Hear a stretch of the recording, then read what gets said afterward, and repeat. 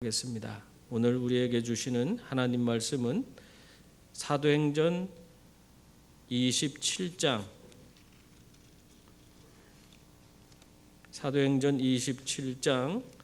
1절부터 8절까지 말씀입니다. 사도행전 27장 1절부터 8절까지 우리 한 절씩 나누어서 읽겠습니다. 우리가 배를 타고 이달리아에 가기로 작정되매 바울과 다른 죄수 몇 사람을 아구스도대의 백부장 율리오란 사람에게 맡기니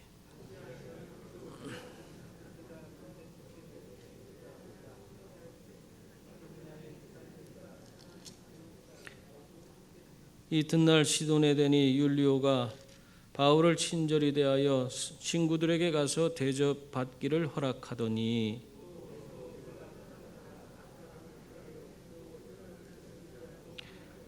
길리기아와 밤빌리아 바다를 건너 루기아의 무라시에 이르러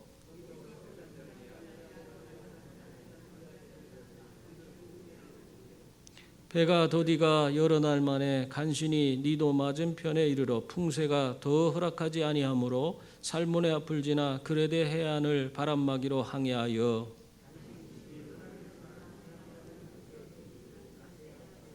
가깝더라. 아멘.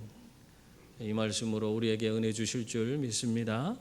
우리 좌우 옆에 있는 분들과 한번 인사 나누겠습니다. 사랑합니다. 축복합니다. 반갑습니다. 미국에서 있었던 일인데요. 급성 백혈병에 걸려서 병원 치료를 받던 한 아이가 있었습니다. 브랜든이라고 하는 그런 이름을 가진 아이인데 실화예요. 그 아이가 치료를 받는데 이게 급속도로 이게 나빠져서 병원에서 이제 더 이상 치료할 수가 없었어요. 그래서 이제 남은 기간이 한 달밖에 안 되니까 그 안에 아이에게 좋은 것 아니면 아이가 원하는 거 해주라 그렇게 부모에게 이야기를 했습니다. 그리고 또 아이도 그 자기가 얼마 살지 못한다는 것을 알았어요. 그래서 이 어머니가 병원에 갔다 오면서 그 마음이 얼마나 힘들겠어요. 그런데도 불구하고 아이한테 얘야 너 정말 네가 이제 한 달만 있으면 하나님 앞에 가는데 그 가기 전에 네가 하고 싶은 거 하나만 꼭 얘기해봐. 그러면 들어줄게 하고 얘기를 했어요. 그랬더니 이 아이가 막 해맑게 웃으면서 하는 소리가 엄마 저는 세상의 모든 노숙자들에게 샌드위치를 다 나눠주고 싶어요. 그렇게 이야기를 하는 거예요. 그러니까 이걸 어떻게 할까 어머니가 고민하다가 이 자기 브랜든과 함께 이야기를 나눈 그 내용을 인터넷에 올렸어요. 그랬더니 많은 사람들이 그 이야기를 듣고는 마음에 감동이 와서 서로 돕겠다고. 그래서 어떤 사람은 샌드위치 재료를 보내주기도 하고 어떤 사람들은 자원봉사로 나서주기도 하고 또 어떤 사람들은 또 마을 사람들 같은 경우에는 잠시 휴가를 내서 샌드위치를 직접 같이 만들어 줬어요. 그런 일에 봉사하기로 다 이렇게 서로가 서로 도와서 그 일을 하게 되었습니다.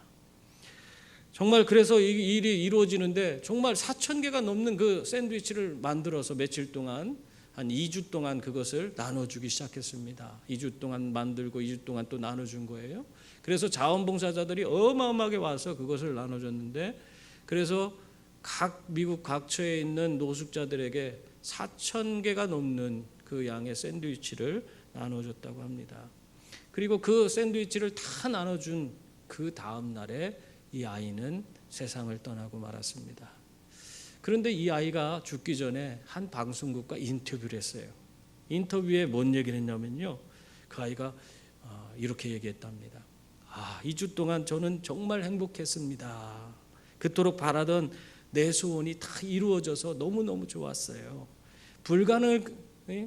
불가능할 것 같은 제 소원도 이렇게 이루어지는 걸 보니까 여러분 꿈을 잃지 마세요. 그렇게 이야기를 했다고 합니다. 여러분 지금 여기 계신 분들 어떻습니까? 여러분에게 꿈이 아직 남아 있습니까? 아직도 꿈을 꾸고 계신 분, 젊은 분들은 아직도 꿈을 꾸고 있지만은 나이가 드시고 점점 내 몸이 다 쇠약해지면은 자꾸 꿈을 잃어버려요.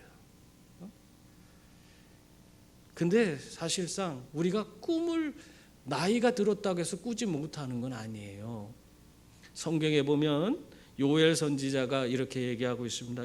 요엘서 2장 28절에요. 거기 보면 그 후에 내가 내 영을 만민에게 부어주리니 너희 자녀들이 장래일을 말할 것이며 너희 늙은이는 꿈을 꾸며 너희 젊은이는 이상을 볼 것이며 그렇게 말씀하고 있습니다.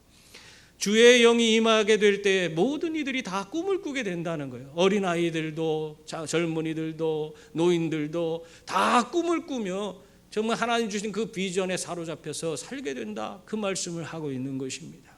그러므로 여러분, 우리가 정말 오늘도 주의 영에 사로잡힐 수 있기를 바랍니다. 성령 충만 받아서 우리도 다 꿈을 꾸며 장대한 비전을 품고 나아가는 그런 분들이 다 될 수 있기를 바랍니다. 오늘 말씀의 바울은 하나님이 주신 꿈을 정말 어떠한 상황에도 그는 놓지 않고 그 꿈을 향해서 아주 매진을 하는 그런 모습을 우리는 찾아볼 수가 있습니다. 그래서 그런 바울이었기 때문에 그는 흔들림 없이 그 사명을 향해서 나아갈 수 있었던 것입니다. 오늘 말씀을 보세요. 거기 보면 이제 바울을 그렇게 어떻게 보면은 바울이 여러 가지 어려움과 우여곡절을 겪었지만 그러나 어떻게 됐습니까? 바울이 그렇게 꿈꾸고 기대하던 그 로마 복음을 위해 로마에 가서 복음을 전하는 그 기회가 이제 열어지는 그런 모습을 볼 수 있어요. 사실 바울이요, 로마까지 가서 하나님의 복음을 전하겠다는 그 원대한 꿈을 아주 오래전에 꾸었습니다. 그러나 그것이 이루어지는 과정이요, 이렇게 자기의 생각대로 그렇게 쉽게 이루어집니까? 그렇지 않았던 거예요. 사실 그가 이렇게 예루살렘에 왔을 때 급속도로, 물론 어려움을 당할 것을 알았지만 이렇게 급속도로 잡혀서 감옥살이를 하고 뭐 여러 가지 일들, 이런 것들을 다 생각할 수는 없었을 거예요. 어떻게 보면은 내가 생각한 것과 전혀 다른 방식으로 지금 자기의 인생이 흘러가는 것을 경험했을 것입니다. 그때 사실 우리는 왜 내가 이렇게 될까? 나는 왜 자꾸 내가 원하는 방향으로 나가지 못하지 하면서 절망하고 또 많은 부분에서 실망하는 그런 삶을 살아갈 수도 있었을 것입니다. 그런데 이 바울은 그런 모습이 보이지 않아요. 그렇게 어떻게 보면은 자기 생각과 다른 모습으로 자꾸 자기 인생이 전개되어 나아간다 할지라도 바울은 어떻게 했어요? 그러한 상황 속에서도 항상 하나님의 인도하심을 믿고 그 로마에 대한 꿈, 하나님이 주신 그 비전을 바라보면서 항상 그것을 향해 믿음으로 나아갔던 것입니다. 하나님은 이렇게 수많은 시련 가운데서도 하나님이 주신 꿈, 비전을 바라보며 믿음으로 나아가는 자를 귀하게 여기시는 거예요. 바로 이러한 사람들을 들어서 하나님의 위대한 일들을 이루어 가시는 거예요. 하나님 주신 비전을 놓지 않고 그것을 끝까지 붙들고 바라보고 믿음으로 도전하는 자들을 통해서 하나님의 위대한 역사가 나타나는 거예요. 바울은 지금 자신의 앞길이 어떻게 되어질지 알 수 없어요. 그러나 그는 오직 신실하신 하나님께서 자기를 인도하시리라, 자기에게 주신 그 비전을 향해서 믿음으로 하나님께서 나아가도록 인도해 주시리라, 그걸 그는 붙들고 있는 거예요. 그랬을 때에 하나님께서 정말 그 길을 열어주셔서 로마로 갈 수 있는 그 길을 정말 활짝 열어주신 것입니다. 사실 권세자들과 이 유대 유력자들이 얼마나 바울을 죽이려고 얼마나 애를 썼습니까? 그런데도 불구하고 하나님께서는 그 모든 것을 다 제하여 주시고 그 앞에 있던 모든 장애물들을 다 없애주시고 지금 하나님의 비전을 향해 나아갈 수 있도록 그 길을 열어주셨습니다. 여러분, 그래서 우리 인생은요, 하나님이 인도해 주셔야 돼요. 항상 그걸 생각해야 돼요. 내 힘과 내 능력으로 내가 뭘 이루겠다. 물론 자기 힘과 자기 능력 많이 있는 거 좋죠. 그런 능력을 가진 사람이 되는 거 좋습니다. 그러나 그 모든 것을 이루시게 할 리가 하나님이라는 사실을 기억하는 거, 이건 더 중요한 거예요. 하나님이 계셔야 돼요. 하나님이 내 인생을 인도해 주시리라. 하나님이 나에게 힘 주시고 능력 주시리라. 하나님이 하신다는 사실을, 그걸 기억하는 것이 더 중요합니다. 하나님이 인도하실 때에 수많은 그런 원수들이 그 앞길을 가로막아도, 수많은 장애물들이 생겨도 그 앞에 놓인 모든 장애물들이 다 사라지고 그에게 주신 꿈, 하나님이 주신 비전을 향해 나아가는 그런 자가 되는 것입니다. 여러분, 그래서 우리는 하나님의 인도를 받을 때 진정한 감사하는 자가 되는 것입니다.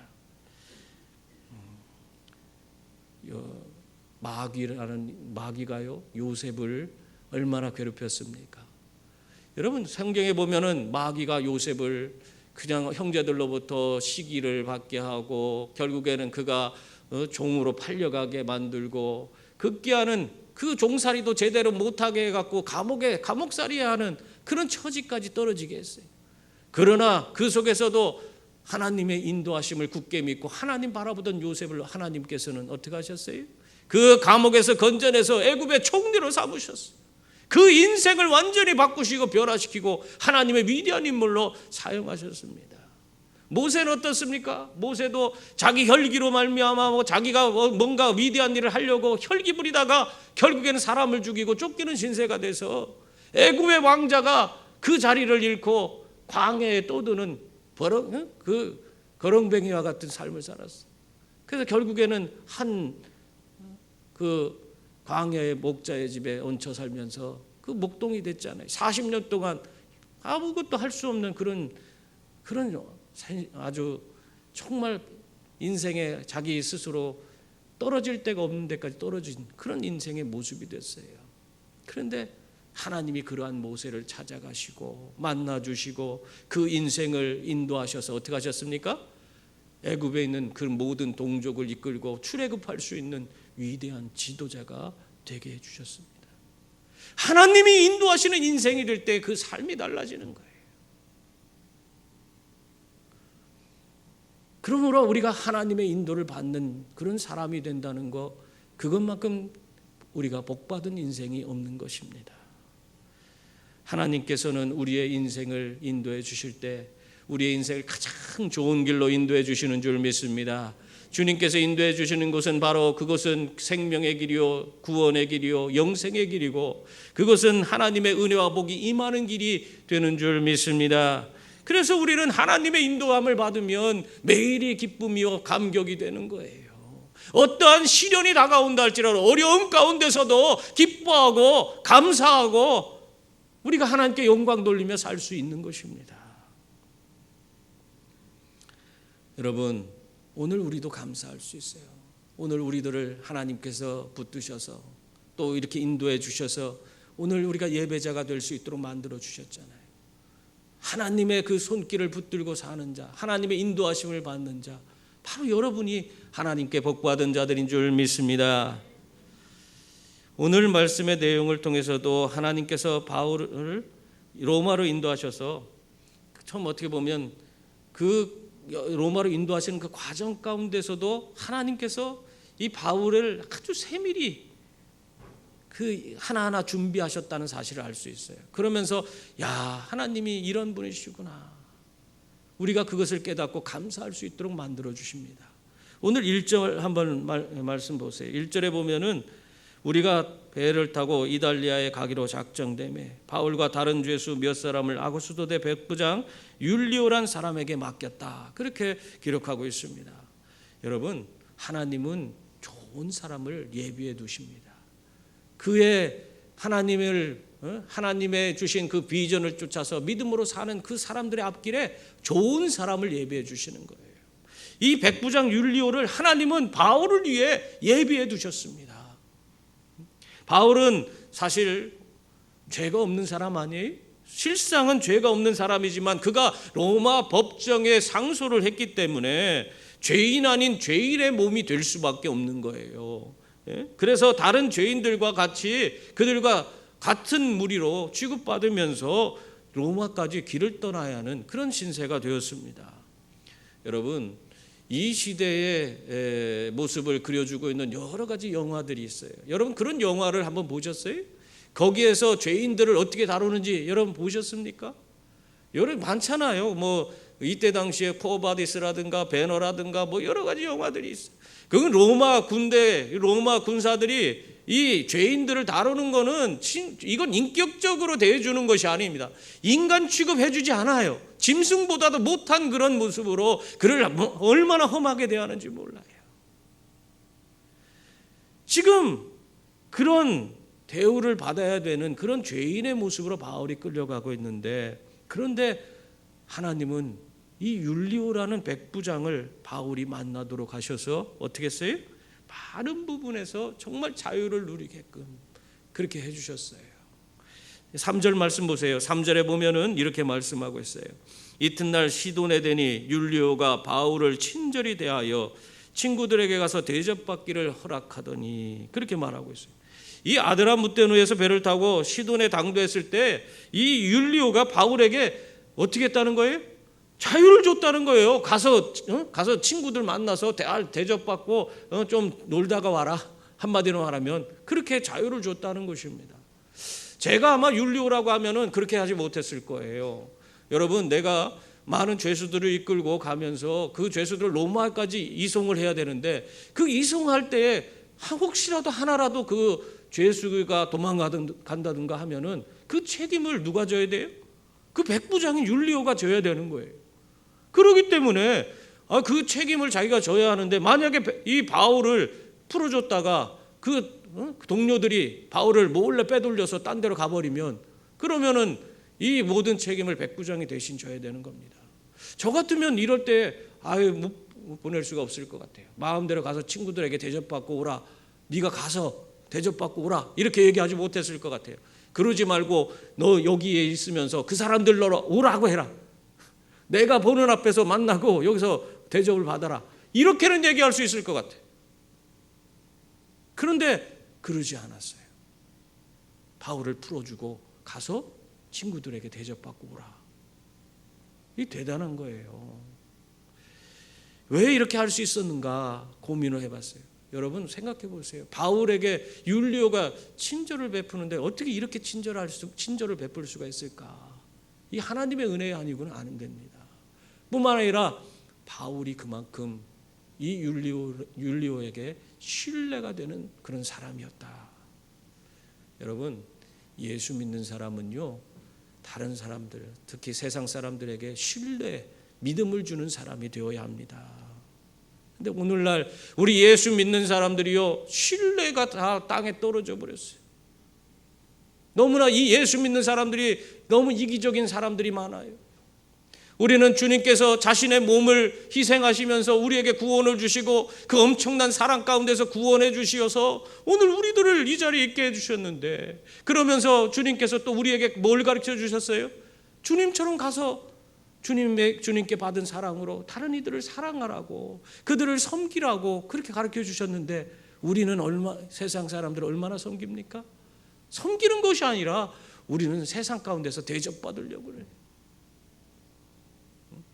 우리가 시장 가서 뭘 사려고 해보세요. 거기에서 그 사람들, 물건 파는 사람들을 우리가 생각해 본 적 있어요? 이 사람들이 이 물건 어떻게 이렇게 애를 쓰며 이렇게 팔려고 할까? 우리는요, 어떻게 해서든지 좋은 거, 싸고 좋은 거, 그것만 찾아서 내 걸로 만들려고 얼마나 그냥 골라대고 그냥 만지작거리고, 그 물건이 다 상하거나 말거나 나만 좋은 거 가져가면 돼, 그런 생각을 갖고 우리가 물건 사지 않아요? 제가 예전에 저 서울 봉천동에 있을 때, 저희 그 봉천시장이 제 교회 앞에 있었어요. 교회 앞에 슈퍼에 갔는데, 슈퍼에서 내가 참 못 볼 꼴을 봤어요. 거기서 막 어떤 분이 막 싸우는 거예요. 동전 몇 개 때문에 거스름돈을 잘못 줬다는 거예요. 그거 같다며 막 싸우는 거예요. 그래서 저는 계산하려고 거기서 옆에 서 있는데 막 싸우고 하는데, 나중에 이제 그 어떻게 해결이 돼서 그 아줌마가 갔어요. 동전 받아갖고 갔는지 뭐 했는지 갔어요. 그러니까 그 주인 슈퍼 아줌마가 에이 재수 없다, 예수 믿는 것들이 너 그래, 에이 소금 뿌려라, 그렇게 얘기를 하는 거예요. 제가 그 앞에 목사가 거기 서 있는데 예수 믿는 것들 재수 없대. 우리가 얼마나 똑똑한지, 몇십 원 그거 갖고 그냥 우리가 그보다 더 큰 사랑을 받았잖아요. 근데 우리는 그런 거 손해보려고 안 해요. 절대로. 더 좋은 거, 어떻게 해서든지 나만 더 이득 보려고 그것만 생각하고 있어요.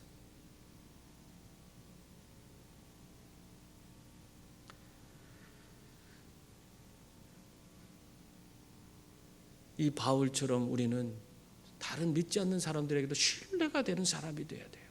예수 믿는 사람들은 바로 정확한 사람들이야. 그 사람들은 믿을 수 있어. 예수 믿는 사람인데 그냥 그렇게 전혀 그런 일 없어. 절대 그러지 않아. 예수 믿는 사람은 믿을 수 있잖아. 이런 소리를 들어야 되지 않겠습니까? 바울은 그런 모습을 가지고 있는 거예요. 율리오가 믿을 수 있었던 거예요. 여러분, 우리들의 모습이 정말 바울과 같이 되기를 바랍니다. 그래서 모든 사람들에게 신뢰를 줄 수 있는 그런 분들이 다 될 수 있기를 바랍니다. 하나님은 이렇게 율리오라는 좋은 사람을 만나도록 해서 바울로 하여금 정말 하나님께 감사할 수 있도록 그렇게 만들어 주셨습니다. 또한 하나님께서 또 바울에게 어떤 감사를 주셨냐면요, 열매를 통해서 그 감사하게끔 그렇게 또 만들어 주셨습니다. 우리들이 사실 주와 복음을 위해서 열심히 봉사하지만은 그 봉사하면서도 굉장히 어느 때 보면 허전할 때가 있어요. 뭔가 우리가 수고하고 다른 이들에게 뭔가 베풀어 주고 헌신을 했는데 돌아오는 건 하나도 없어. 뭐 예수 믿겠다고 하는 사람도 없고, 그냥 우리가 잘한다고 칭찬하는 사람도 없고, 왠지 우리가 그냥 허튼 짓을 하는 것 같아. 아무것도 의미 없는 짓을 하고 있는 것 같은 그런 느낌이 들 때가 있어요. 그러나 여러분, 우리가 주와 복음을 위해서 하는 모든 것들이 우리가 비록 그렇게 느낀다 할지라도 우리 주님께서는 그 모든 과정을 통해서 하나님께서 그 모든 사람들 가운데 역사하시고 그 사람들의 마음을 바꾸시고 변화시켜 가셔서 아름다운 열매를 거두고 계시는 줄 믿습니다. 오늘 보세요. 2절 말씀에 보면요, 데살로니가 사람 아리스도하고라는 그런 인물이 기록되어 있습니다. 2절 말씀 한번 같이 볼까요? 아시아 해변 가학처로 가려하는 아드라무떼노베에 우리가 올라 항해할새 마게도냐의 데살로니가 사람 아리스다고도 함께하니라. 아멘. 지금 바울이 로마로 압송되어지고 있는 이때에 이 바울과 언제나 함께하던 그 바울의 그 동역자들, 바울과 함께 이름이 거론되는 사람들 있잖아요. 바울과 실라, 바울과 디모데. 성경에 보면 맨날 그런 얘기가 나오잖아요. 근데 그 사람들 이름은 하나도 안 나와요. 네? 그렇죠? 그런데 지금 전혀 생각지도 않은 사람의 이름이 나오고 있어요. 바울과 함께하게 되는 그 사람이 누구냐? 함께하는 사람이 아리스도하고라는, 데살로니가 사람 아리스도하고라는 이방인이 함께하고 있었던 것입니다. 여러분, 이 아리스도하고가 누굽니까? 이 아리스도하고는 이 바울이 에베소에서 막 사람들한테 막 붙잡혀서 고초를 당하려 할 때 바울은 거길 자리를 피했지만 그때 두기고와 아리스도하고가 붙잡혀서 연극장으로 끌려갔어요. 연극장으로 끌려가서 바울 대신에 고초를 당한 사람이 바로 아리스도하고예요. 여러분, 만약 저였다면 제가 아리스도하고와 같이 바울 쫓아다니다가 바울에게 좀 뭔가 배워보려고 쫓아다니다가 이런 고초를 당했으면은 아유, 야 그만하자 하고 짐 싸들고 집으로 돌아왔을 것 같아. 야, 내가 이런 사람들한테 괜히 욕 먹고 말이야, 문매 맞고 내가 이러려고 여기 쫓아왔냐? 내가 좀 뭐 좀 배워보려고 했더니 배우는 거는 별로 없고 맨날 이런 일만 당하면 내가 뭐 여기 있냐? 그래서 그런 생각 같지 않겠어요? 아주 내가 바울 대신해서 이거 심각한 지금 죽임을 당할 수 있는 그런 자리까지 나간 거예요. 아유, 여기 잘못 왔다야. 빨리 집으로 가야겠다. 그만 쫓아다녀야겠다. 그런 생각을 갖게 될 겁니다. 그래서 저는 도망갔을 것 같아요. 근데 이 아리스도하고는요, 그런 일을 겪고서도 그렇지 않았어요. 바울이 전해준 하나님의 복음이 그 마음을 강건해서 그 고난을 마다하지 않고 바울처럼 주와 복음을 위해서 그 험한 길이지만 그 길을 따르겠다고 나선 사람이 아리스도아고예요. 그래서 이 아리스도아고가 바울을 끝까지 그 뒤로 계속 따라다닙니다. 어디까지요? 로마까지. 로마에서 바울을 시중둔 사람이 아리스도아고예요.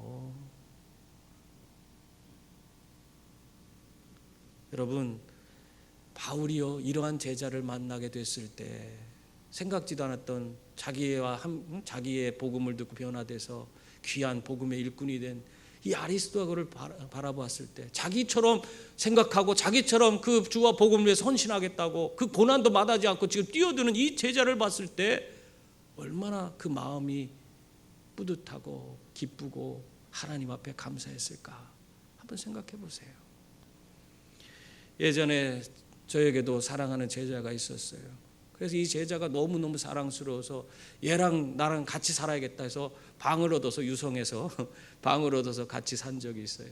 그 살면서 같이 막 해서 하나님과 복음을 위해서 어떻게 살아야 될 것인가 막 우리 밤을 새서 막 토론하고 하나님 말씀 공부하고 막 그렇게 열심히 이렇게 지냈어요.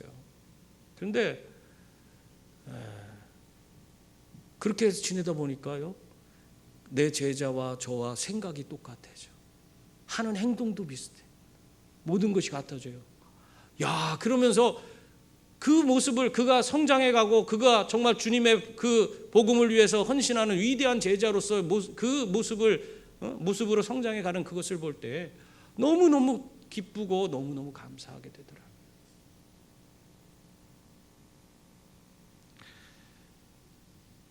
서울 영등포에 가면은 요셉의원이라고 하는 병원이 있어요.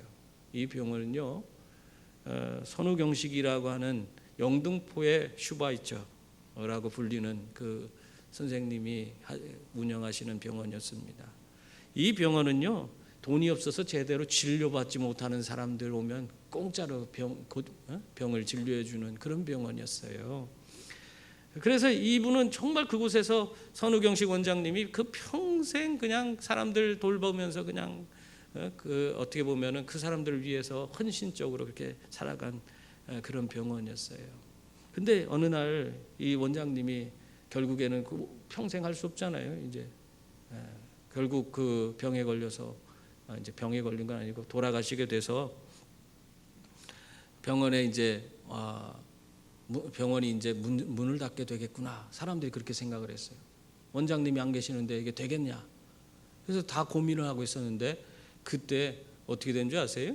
이렇게 열심히 하니까 그 뒤를 따르겠다는 제자가 나섰습니다. 바로 여의도 성모병원의 신환석 교수가 자신이 퇴임할 것이 아직 5년이나 남았어. 근데 퇴임도 하기 전에 5년을 앞당겨서 퇴임하고 자기가 그 병원에 직접 원장이 돼서 왔어요. 그리고 다시 병원을 꾸려가는데 사람들이 다 그때부터 더 열심히 모이기 시작합니다. 그리고 자원봉사자들도 더 많이 와서 그 정말 어떻게 보면 완전 노숙자들이고 다 돈 없는 사람들이고 그러니까 뭐 제대로 치료받지 못한 사람들이라 얼마나 그냥 다 닦아주고 다 그 새로 빨아주고 입혀주고 뭐 다 해야 돼.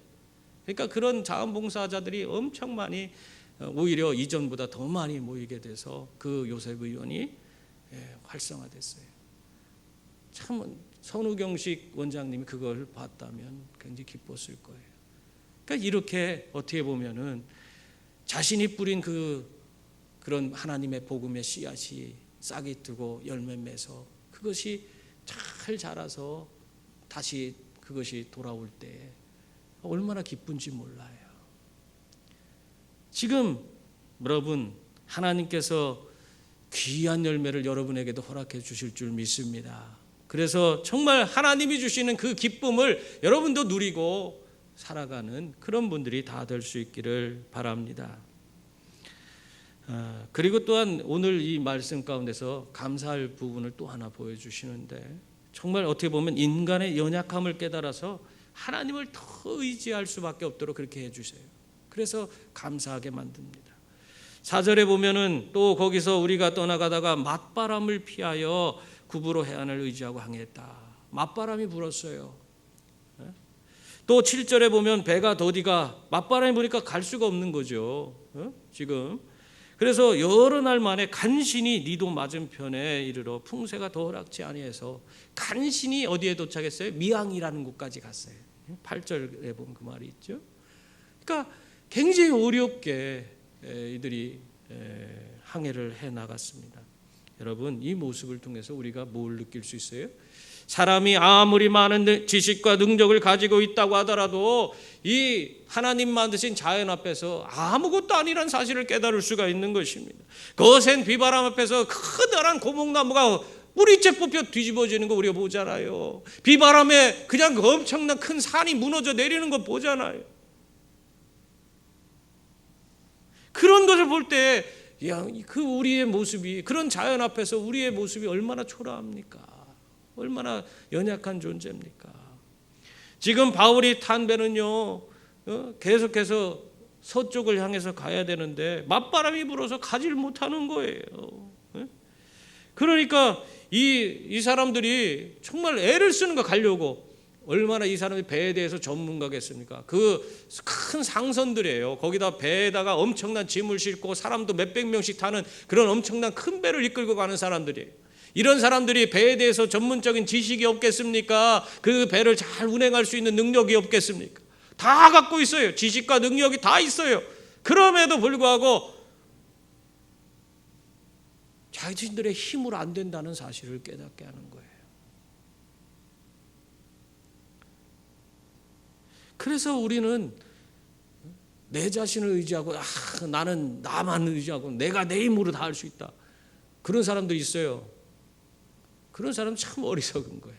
우리 스스로가 얼마나 연약하고 아무것도 아닌 존재인가를 모르기 때문에 그런 소리 하는 거예요. 우리는 천지 만물을 지으시고 우리의 삶을 온전한 길로 인도해 주시는 예수님을 붙들어야 되는 줄 믿습니다. 예수 그리스도께서 우리의 삶에 오셔서 우리를 인도해 주실 때만이 우리가 진정한 자유로움이 있고 기쁨이 있고 감격이 있는 거예요.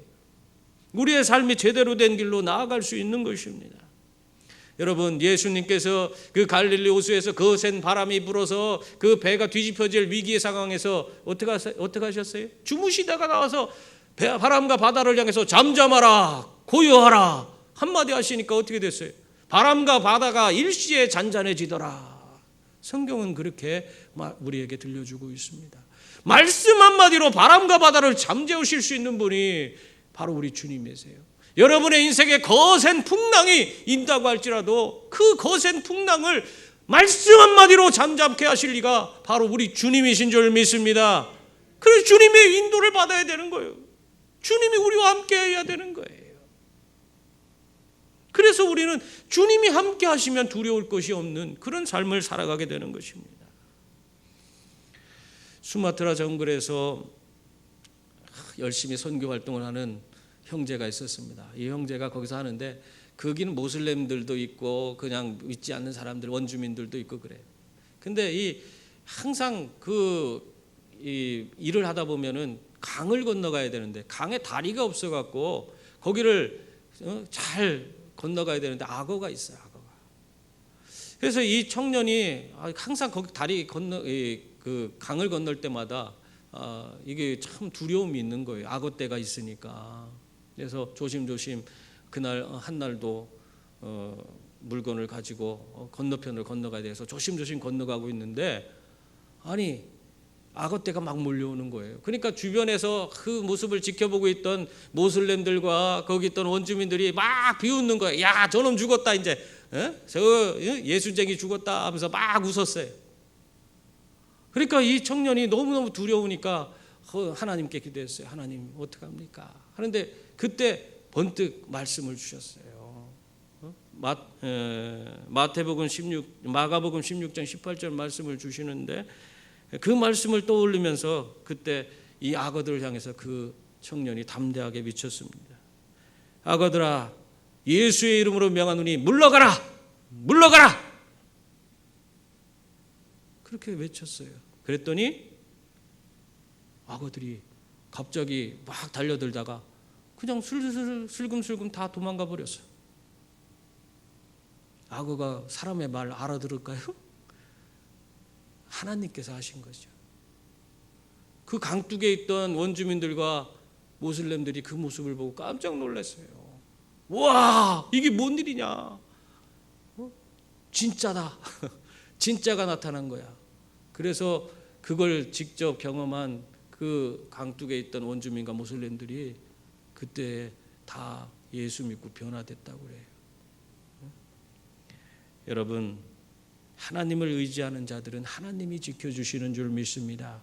하나님께서 능력 주시고 그 걸음걸음을 인도해 주셔서 정말 하나님께서 이루시는 위대한 일을 경험할 수 있도록 그렇게 만들어 주실 줄 믿습니다. 사랑하는 성도님들, 하나님은 바울이 꿈꾸던 그 로마로 갈 수 있도록 그 모든 길을 열어주셨습니다. 그 모든 것 하나하나 세밀하게 준비해 주시고 그 걸음을 인도해 주신 것입니다. 뿐만 아니라 좋은 사람 만나게 하시고 또 전도의 귀한 열매인 그 동역자도 허락해 주셨어요. 그걸로 말미암아 감사할 수 있도록 그 또한 철저히 자신의 연약함을 깨닫게 하셔서 하나님만 바라볼 수 있도록 그렇게 만들어 주셨습니다.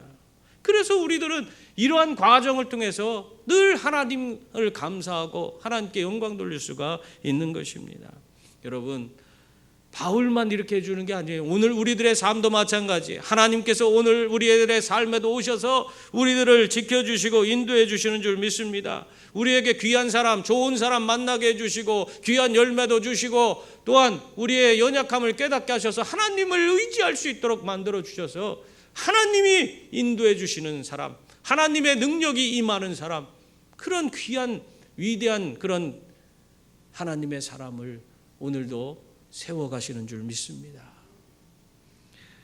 오늘 특별히 우리는 추수감사 주일로 이렇게 모였습니다. 한 해 동안 우리들을 인도하시고 지금까지 풍성한 열매를 맺게 하신 하나님 앞에서 우리가 감사하고 또 하나님께 영광 돌리는 그런 날입니다. 시편 기자는 뭐라고 했냐면 감사로 제사 드리는 자가 하나님을 영화롭게 한다, 그렇게 말씀하셨어요.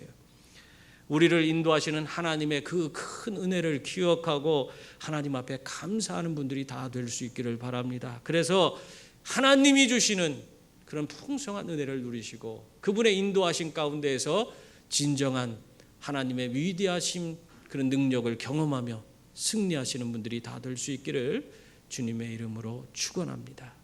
기도하겠습니다.